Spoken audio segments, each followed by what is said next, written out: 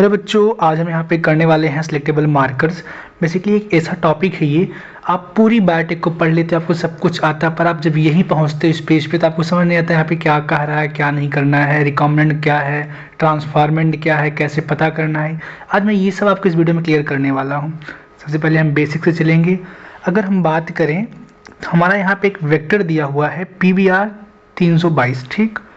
ये हमारा इकोलाई जो है क्लोनिंग वेक्टर है, ये PBR 322, ठीक है। अब ध्यान से देखो, यहाँ पे आप यहाँ पे देखेंगे तो एक यहाँ पे ओराई रीजन है जिसे हम ओरिजिन ऑफ रेप्लिकेशन कहते हैं। बेसिकली बच्चों, ये क्या करता है, कॉपी नंबर को कंट्रोल करता है। और रेप्लिकेशन जो बेसिकली होती है, रेप्लिकेशन जो होती है स्टार्ट यहीं से होती है, ठीक है, ध्यान देना आपको। एंड यहाँ हमारा एक ROP होता है एंड इस पर क्या होता है, प्रोटीन्स बनती हैं, ठीक है। और ऊपर यहाँ पे हमारा हिंड D3 है, CLA1 है, EcoR1 है। एंड सबसे इंपॉर्टेंट जो आप यहाँ पढ़ने वाले हो टॉपिक सिलेक्टेबल मार्कर्स, बेसिकली अगर हम बात करें हमारे TET-R एंड AMPR। यानी अगर हम बात करें TET-R की, यहाँ इसका फुल फॉर्म ले देता हूँ आपके लिए। TET-R क्या हमारा है, टेट्रासाइक्लिन है, राइट बच्चों। ये क्या हमारा टेट्रासाइक्लिन है बेसिकली ये।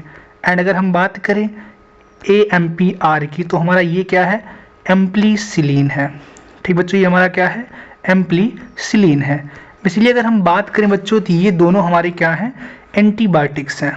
दोनों क्या हैं, एंटीबायोटिक्स होते हैं बेसिकली। एंड यहाँ पे PBR में तो ही दो हैं, लेकिन और भी टाइप के हमारे एंटीबायोटिक्स बेसिकली हो सकते हैं, जैसे कानामाइसिन भी हो सकती है, क्लोरामफेनिकॉल भी हो सकती है, जो आपके एनसीईआरटी में दी हुई है। मैं आगे आपको एनसीईआरटी की लाइन भी समझाऊंगा, उसका PDF लेकर आया हूँ, ठीक है। ये हमारी क्या होती है बच्चों, ये हमारी एंटीबायोटिक्स होती हैं। ध्यान से देखो, ये हमारी एंटीबायोटिक्स होती हैं। यानी जिस ऑर्गेनिज्म के अंदर ये हमारा PBR 322 पाया जाएगा, जिसके अंदर AMP यानी एम्प्लीसिलिन एंड टेट्रासाइक्लिन नामक दोनों अगर एंटीबायोटिक प्रेजेंट हैं, तो अगर इस पे कोई भी जो है, अगर ये हमारा अगर जो बैक्टीरिया है, जो ऑर्गेनिज्म है, जो इससे रिलेटेड अगर इस पे अटैक करेगा, ये उसको बचाएगा, ठीक है, ध्यान देना आपको। एंड अगर हम बात करें तो इस पे हमारा जो कुछ रिकॉग्निशन साइट है जो TET-R पे आपको याद रखना है, जैसे BAM-H1 है एंड SAL1 है जो हमारी टेट्रासाइक्लिन पे है। एंड अगर हम बात करें PVU1 एंड PST1 जो हमारी एम्प्लीसिलिन पे है, सॉरी, ठीक है, आपको ध्यान देना है। तो जब भी हमारा जो जीन ऑफ इंटरेस्ट होता है, राइट, जो हमारा जीन ऑफ इंटरेस्ट होता है या जिसे हम फॉरेन जीन भी कहते हैं, जिसे बच्चों हम फॉरेन जीन भी कहते हैं, जब उसको हम ले आते हैं, ये हमारा बच्चों क्या, ये हमारा एक टाइप का वेक्टर है, ठीक। ये हमारा क्या होता है, वेक्टर है, ठीक, वेक्टर है। जब उसको ला के हम यहाँ पे इसको जो है लाइगेज कराते हैं, मतलब इसके अंदर बाइंड कराते हैं वेक्टर के अंदर, तो बेसिकली हम कहाँ कराते हैं, याद रखो, हम जो है, जो हमारी रिकॉग्निशन साइट प्रेजेंट होती हैं इस एंटीबायोटिक्स के ऊपर, यानी एम्प्लीसिन के ऊपर एंड टेट्रासाइक्लिन के ऊपर, यानी प्रेजेंट हमारी कौन कौन सी है, BAM-H1 इधर है, SAL1 है, एंड हमारा PVU1 एंड PST1 है। यानी हम जब भी लाएंगे तो इनको इसी पे अटैच करेंगे, इसी पे इनको लाइगेज करेंगे, ठीक, इनको जोड़ेंगे, ध्यान देना आपको। तो याद रखो, अगर हम बात करें, अगर हमारा जीन ऑफ इंटरेस्ट माल हमारा बेसिकली ये हमारा क्या बच्चों, जीन ऑफ इंटरेस्ट, राइट, जब इसको हम ले आएंगे, मुझे इसको अगर टेट्रासाइक्लिन पे जोड़ना, ठीक, अगर मुझे इसको इस वेक्टर में जोड़ना है PBR 322 में, तो मुझे मान लो इसका जो सीक्वेंस है वो BAM-H1 पे जुड़ता है, ठीक है। तो हम क्या करेंगे, इसको जो है BAM-H1 के यहाँ से काट के निकालेंगे एंड ये हमारा जो जीन ऑफ इंटरेस्ट इसको ला के यहाँ पे ऐड करेंगे। आपको ध्यान क्या देना है, जब हम यहाँ से BAM-H1 काट के निकालेंगे तो यहाँ पे क्या होगा, इसके साथ जो ये टेट्रासाइक्लिन नामक एंटीबायोटिक्स यहाँ प्रेजेंट था बच्चों, अब वो यहाँ पे उसका जो काम था वो खत्म हो चुका है, डेड तो यहाँ से गायब हो चुका, वो BAM-H1 के साथ यहाँ से निकल चुका, राइट। अब हमारा जीन ऑफ इंटरेस्ट आके यहाँ बाइंड कर जाएगा। तो आपको ध्यान ये देना है कि अब जब इसके ऊपर जो है टेट्रासाइक्लिन नामक जो केमिकल रिलीज करने वाली बैक्टीरिया इस पे अटैक करेंगे जब, तो बच्चों अभी अपने आप को बचा नहीं पाएगा। क्यों?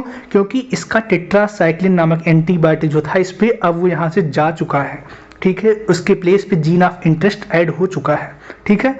अगर हम मान लेते हैं हमारा जीन ऑफ इंटरेस्ट मान लो ये है, ठीक, हमारा जीन ऑफ इंटरेस्ट ये है एंड इसका जो रिकग्निशन सीक्वेंस जो साइट है वो PST1 है, ठीक है, याद रखो। जब इसको ला के हमें यहाँ ऐड करना होगा तो मुझे उससे पहले यहाँ PST1 को काट के निकालना होगा। जब इसको यहाँ से हम काट के बाहर निकालेंगे तो इसके साथ जो इसके अंदर एंटीबायोटिक एम्प्लिसिलिन प्रेजेंट थी वो अब यहाँ से साथ चली जाएगी, यानी अब इसके यहाँ से काम खत्म हो जाएगा उसका। तो याद रखो जब ये इससे बाइंड कर जाएगा तो बच्चों बेसिकली क्या होगा कि अब अगर इस पे एम्प्लिसिलिन जो रिलीज करने वाली बैक्टीरिया है जो इस टाइप की हैं, इस पे अटैक करेंगे तो अपने आप को बचा नहीं पाएगा उनसे, क्योंकि इसके ऊपर जो एम्प्लिसिलिन एंटीबायोटिक था अब वो नहीं रहा, ठीक है, आपको ध्यान देना है। अब आगे बढ़ते हैं, एनसीईआरटी की लाइन देखते हैं यहाँ पे क्या लिखा है, देखो ध्यान से। Selectable markers in addition to ori, जिसे ओरिजिन ऑफ रेप्लिकेशन भी कहते हैं, the vector requires a selectable marker, ठीक है, which helps in identifying and eliminating non-transformant and selectively permitting the growth of transformant, right? Basically यहाँ पे selectable marker का role क्या बच्चों, ध्यान दो, यहाँ पे लिखा हुआ है कि ये हेल्प करता है आइडेंटिफाई करने में, ठीक है, पहचानने में, और इलिमिनेट करने में यानी अलग करने में, पहचान के अलग करने में, किसको बच्चों, नॉन ट्रांसफॉर्मेंट एंड ट्रांसफॉर्मेंट को। अब भैया पूछो कि ये नॉन ट्रांसफॉर्मेंट क्या है। आपको पता है ट्रांसफॉर्मेशन मीन्स क्या है, यानी किसी चीज़ को ट्रांसफॉर्म करना, राइट। ट्रांसफॉर्मेशन मतलब क्या होगा बच्चों, ठीक है, ध्यान दो, यहाँ पे किसी चीज़ को ट्रांसफ़र करना, राइट। याद रखो जब हम जीन ऑफ इंटरेस्ट को ला के इसके अंदर वेक्टर के अंदर डालते हैं, ऐड करते हैं, लाइगेज करते हैं, तो उस समय वहाँ पे क्या होता है, ट्रांसफॉर्मेशन हो रहा है, क्योंकि यहाँ पे कोई चीज़ है जो ला के हम वहाँ ऐड कर रहे हैं, वो चीज़ वहाँ पे क्या है, जीन ऑफ इंटरेस्ट है, ठीक है, आप ध्यान दो वहाँ पे, ठीक है। अब जिसमें हम ऐड नहीं कर रहे हैं वो हमारा नॉन ट्रांसफॉर्मेंट है, तो याद रखो हम इसे अलग कैसे पहचानेंगे। आप आगे एनसीईआरटी लाइन पहले कवर करो, फिर मैं आपको समझाऊंगा, ठीक है। Transformation is a procedure through which a piece of DNA is introduce in a host bacterium. देखो मैं आपको समझाया ना, एक प्रोसीजर है जिसमें क्या होता है, एक पीस ऑफ डीएनए है जिसको इंट्रोड्यूस करते हैं in host bacterium. You will study the process in subsequent section, आपको यही समझा दूंगा। Normally the gene encoding resistance to antibiotics such as ampicillin, chloramphenicol, tetracycline and kanamycin, ये आपको चार याद रखनी है। Ampicillin, chloramphenicol, tetracycline and kanamycin are considered useful selectable markers for E. coli, right? The normal E. coli do not carry resistance against any of these antibiotics। आपको बहुत अच्छी इस लाइन को ध्यान देना है, याद रखो बच्चों, जो हमारी नॉर्मल ई कोलाई होती है, जो हमारी नॉर्मल ई कोलाई होती है, उसके अंदर क्या होता है बच्चों, उसके अंदर क्या होता है, ये PVR 322 नहीं पाया था, ठीक है। PVR क्या 322 का एक वेक्टर है जिसमें क्या करते हैं हम फॉरेन डीएनए को उसमें ऐड करते हैं, राइट। याद रखो जब हम ई कोलाई के अंदर, याद रखो ई कोलाई बेसिकली हमारा होता क्या, ये हमारा होस्ट होता है, ठीक। होस्ट मतलब क्या होता है, याद रखो, जैसे हमने जीन ऑफ इंटरेस्ट बनाया, उसको हमने एक वेक्टर में, ऐसे याद रखो अगर मुझे किसी के अंदर इंजेक्शन लगाना है, कोई दवा मान लो है, लिक्विड दवा है ये, अगर मुझे किसी के अंदर लगाना है तो उसके लिए मुझे नीडल चाहिए, राइट। वैसे वेक्टर एक नीडल का काम कर रहा है यहाँ पे, ठीक है। जब उस वेक्टर में हम इस जीन ऑफ इंटरेस्ट को डाल के इस नॉर्मल ई कोलाई के अंदर डालेंगे, ठीक है, तो अब उस वेक्टर के अंदर जो क्या था बच्चों, एम्प्लिसिलिन एंड टेट्रासाइक्लिन नामक एंटीबायोटिक्स प्रेजेंट थे। जब इसके अंदर आएंगे तो हमारा जो ई कोलाई नॉर्मल वाला है, अब ये भी जो है इसके प्रति क्या होगी, अपने आप को बचा सकेगी, यानी वो भी क्या हो जाएगी, एंटीबायोटिक हो जाएगी, ठीक है। याद रखो उसके अंदर स्टेशन जनरेट हो जाएगा, ठीक है।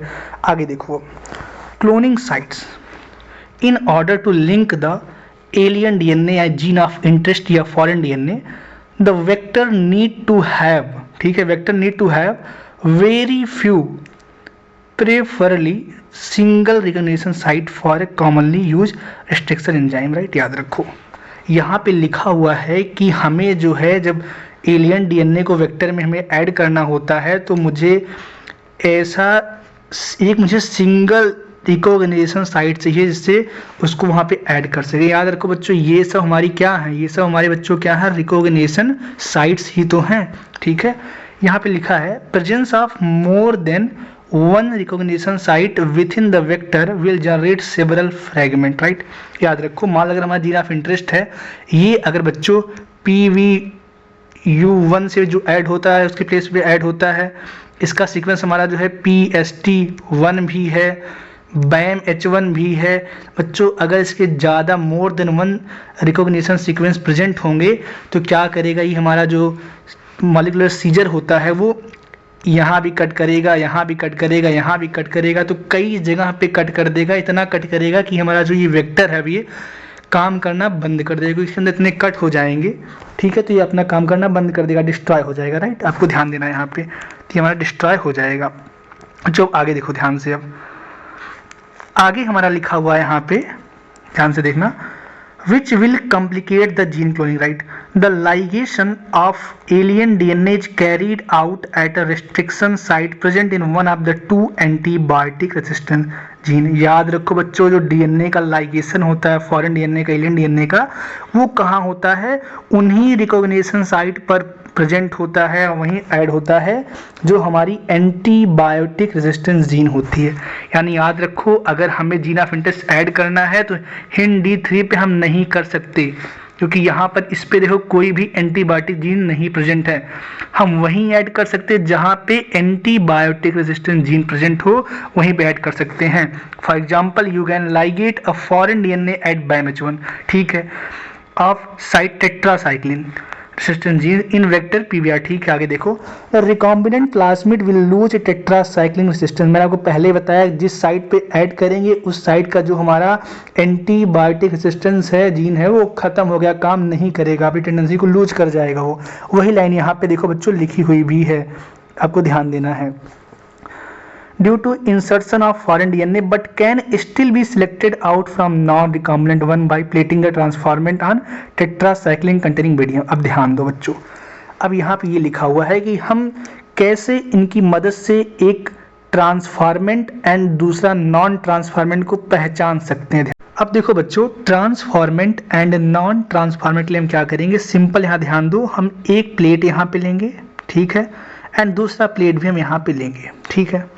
ध्यान दो, एक में हम क्या कर रहे हैं बच्चों, एक में हमने एम्पीसिलिन ले लिया, राइट, हमने एम्पीसिलिन ले लिया, एंड दूसरे हमने क्या किया, टेट्रासाइक्लिन ले लिया, ठीक है, टेट्रासाइक्लिन ले लिया, राइट। ध्यान दो यहाँ पे। अब यहाँ पे ध्यान से देखो, हमारा जो जीन ऑफ इंटरेस्ट था बच्चे, जो हमारा जीन ऑफ इंटरेस्ट था वो हमने क्या किया, वो हमने ऐड किया BAMH1 साइट पे, यानी हमने यहाँ पे इसको काट के निकाला। जब हमने इसको इस साइड ऐड किया तो इसका जो टेट्रासाइक्लिन का जो फंक्शन था एंटीबायोटिक रेजिस्टेंस जीन का, वो काम करना बंद कर गया, ठीक है, क्योंकि हमने इसको हटा के इसके प्लेस पे जीन ऑफ इंटरेस्ट को ऐड कर दिया। अब बच्चे क्या करेंगे, हम जब इसको उठा के हम ला के डालेंगे इस पे एम्प्लिसिन वाले पे, ठीक है, ध्यान दो यहाँ पे, तो इसमें आप ध्यान से देखो कि भैया यहाँ पे टेट्रासाइक्लिन खत्म हुआ, लेकिन अभी यहाँ पे एम्प्लिसिन रेजिस्टेंस जीन अभी है। तो ये क्या करेगा, इस एम्प्लिसिन नामक डेंजरस बैक्टीरिया से अपने आप को बचा लेगा ये, ठीक है। जब यहाँ बचा लेगा, क्या करेंगे, इसको उठा के फिर यहाँ से हम डालेंगे इस पे, ठीक है। अब देखो, इसके यहाँ पे टेट्रासाइक्लिन है, अब इसके पास इसका जो है टेट्रासाइक्लिन का जो एंटीबायोटिक रेजिस्टेंस जीन है वो यहाँ प्रेजेंट नहीं है, ठीक है। जब यहाँ प्रेजेंट नहीं है तो ये अपने आप को बचा नहीं पाएगा, ठीक है, ये अपना काम करना है बंद कर देगा। तो इससे हम जान जाएंगे कि यहाँ भैया ट्रांसफॉर्मेशन हुआ है, कुछ तो हुआ है, कि यहाँ से जो इसका जो टेट्रासाइक्लिन नामक एंटीबायोटिक रेजिस्टेंस जीन था वो गायब हो चुका, मतलब यहाँ पे नहीं, यहाँ पे कुछ तो हुआ है, कुछ में क्या हुआ है, वहाँ पे जीन ऑफ इंटरेस्ट ऐड हुआ है, ठीक है। तो ऐसे आप जान जाएंगे हमारा ये ट्रांसफॉर्मेंट है। अगर हमारा ये नॉन ट्रांसफॉर्मेंट होता, अगर यहाँ पे किसी का एडिशन नहीं होता तो ये नॉर्मल होता, अगर ये नॉर्मल होता इसके पास ये टेट-आर होता, ये अगर टेट-आर ये होता तो यहाँ बच्चों क्या करता, यहाँ ये बच जाता, अपने आप को बचा लेता, तो हमारा ये क्या होता, नॉन ट्रांसफॉर्मेंट होता। यहाँ पे लाइन ये लिखी हुई है, आपको ध्यान देना है, ठीक है। आगे देखो बच्चों, आगे हमारा क्या है, the recombinant plasmid will lose tetracycline, ठीक तो हो गया। आगे ध्यान दें यहाँ पे, the transformant growing on ampicillin containing medium are then transferred on medium containing tetracycline. The recombinant will grow in amplicin containing medium but not on the containing tetracycline, ठीक है। यहाँ पे एक टर्म्स बार बार कंफ्यूज हो जाएंगे, रिकॉम्बिनेंट क्या है, ध्यान दो, जो हमारी ट्रांसफॉर्म्ड हो चुकी है, ट्रांसफॉर्म्ड बच्चों हो चुकी है, वही हमारी क्या है, रिकॉम्बिनेंट है, राइट। वही हमारी क्या है, रिकॉम्बिनेंट। आपको ध्यान देना, आप कहीं लिख लो इसको, जो ट्रांसफार्मर हो चुकी है, ट्रांसफॉर्म जिसके अंदर जीन ऑफ इंटरेस्ट ऐड हो चुका, वही हमारी क्या है, रिकॉम्बिनेंट है। आपको ध्यान देना है। But the non recombinant will grow on the medium containing both the antibiotic. सही बात, इसके पास अगर नॉन रिकॉम्बिनेंट, इसके पास addition of gene of interest नहीं हुआ है, तो इसके पास एम्प्लिसिन एंड टेट्रासाइक्लिन दोनों प्रेजेंट है, तो अपने आप दोनों बचा लेगी, दोनों भी ग्रो कर जाएगी। In this case one antibiotic resistant gene help in selecting the transformant, whereas other antibiotic resistant gene gets inactivated due to insertion of alien DNA, right। मैंने आपको पहले बताया जब बैम H1 पे आके वो ऐड हुआ एलियन डीएनए हमारा, तो हमारा जो वहाँ पर जो एंटीबायोटिक जीन था वो रेसिस्टेंस वाला, वो क्या हुआ वहाँ पे, अब वो इनएक्टिवेट हो गया। And help in selection of recombinant, ये आपको शायद समझ में आ चुका होगा। आगे देखो बच्चों क्या है, selection of recombinant due to inactivation of antibiotics is cumbersome procedure. याद रखो, मतलब क्या है, कम्बरसम प्रोसीजर है, आपको ध्यान देना है। मैं भी आपको समझाऊं क्या है ये। Because it require simultaneous plating on two plate having different antibiotic, मतलब जिसमें मेन स्टेप हो, क्या हो, मेन स्टेप, जिसमें कई स्टेप में काम हो रहा है, उसे कहते हैं हम कम्बरसम कहते हैं। ठीक, याद रखो, लिख लो यहाँ पे मेन स्टेप। ठीक है। Therefore, alternative selectable marker have been developed which differentiate recombinant from non-recombinant on the basis of their ability to produce color। याद रखो बच्चों, मार्केट में कुछ ऐसे भी हमारे जो है सिलेक्टेबल मार्कर्स आ चुके हैं जो रिकॉम्बिनेंट एंड नॉन रिकॉम्बिनेंट को उनकी जो कलर प्रोड्यूस करने की टेंडेंसी है उससे बता देते हैं। ठीक है। ऐसे ही हमारा एक क्या है, याद रखो, एक हमारा है बीटा गैलेक्ट्रोसाइडेज, आपको ध्यान देना है। ठीक है। इसमें बच्चों क्या होता है, अगर इसके अंदर जो है, अगर रिकॉम्बिनेंट डीएनए नहीं है तो ये ब्लू कलर देता है। अगर इसके अंदर रिकॉम्बिनेशन हो गया, ट्रांसफॉर्मेशन हो गया है, तो ये क्या करेगा बच्चों, फिर ये कलर लेस हो जाएगा, फिर व्हाइट कलर होता है। ठीक है, आपको ध्यान देना है। This result into the inactivation of gene of interest, आपको ध्यान देना है, of this enzyme which is referred to as insertional inactivation, आपको ध्यान देना है। The presence of chromogenic substrate gives blue color, ठीक है, gives blue color if the plasmid in the bacteria does not have any insert। अगर इसके अंदर कोई भी प्लाज्मिड के अंदर हमारा जो है जीन ऑफ इंटरेस्ट ऐड नहीं हुआ है तो ये ब्लू कलर देता है। लेकिन अगर इसके अंदर इंसर्ट हो गया तो इसके अंदर क्या हो जाएगा, इंसर्शनल इनएक्टिवेशन हो जाएगा। ठीक, याद रखो, यानी इनएक्टिवेट हो जाएगा हमारा जो बीटा गैलेक्टोसाइडेज जीन्स है। And the colonies do not produce any colour, these are identified as recombinant colonies. बच्चों आपको ध्यान देना है, हमारे यहाँ से मार्केट में कुछ ऐसे भी जो है सिलेक्टेबल मार्कर्स आ गए हैं जो सिंपली कलर्स के बेस पे हमको बता देते हैं कि रिकॉम्बिनेंट है कि नहीं है। अब बच्चों वीडियो यही ख़त्म करते हैं। आप एक बार और समझा देता हूँ मैं कि हमारे जो ट्रांसफॉर्म वाले होते हैं उन्हीं को हम रिकॉम्बिनेंट कहते हैं, जो हमारे नॉन ट्रांसफॉर्म होते हैं उन्हें नॉन रिकॉम्बिनेंट बेसिकली कहते हैं। ठीक है, तो बच्चों आई होप आपको समझ में आया। अगर आया वीडियो को लाइक करिए, चैनल को सब्सक्राइब करिए। ऐसे ही मजेदार वीडियो के लिए मैं आपको आगे ऐसे अच्छे अच्छे टॉपिक करवाता रहूँगा। Thank you for watching.